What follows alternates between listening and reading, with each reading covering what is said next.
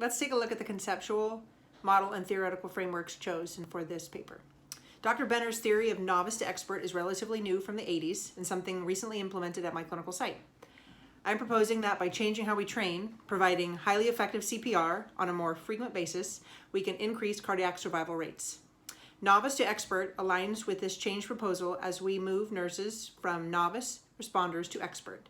The idea behind the theory is that skills and experiences each individual is exposed to moves them further from novice and closer to expert.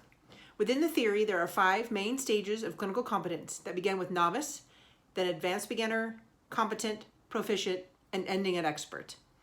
Benner suggests it is experiences and exposure that increase our overall skill, which directly links to changing certification from biennial to quarterly. Using Benner's theory, recommending increased exposure to increased skill, this idea will tie into my recommended intervention. Quarterly training is a relatively new process to the nursing field. Currently, most competency, nursing skills, and written exams are tested yearly or biannually. The research indicates this yearly or biannual training is not increasing positive patient outcomes or increasing cardiac arrest survival rates.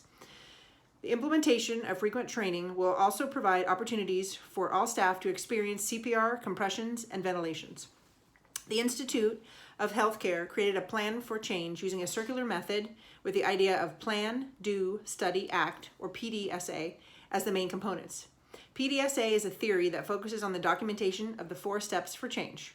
One step of this process was to determine the current training situation, the root cause of this process, research alternatives, and develop a plan for validation. Benner's and the Institute of Healthcare Improvements frameworks provide a structural approach to changing our training practice with a focus on progressing towards expert.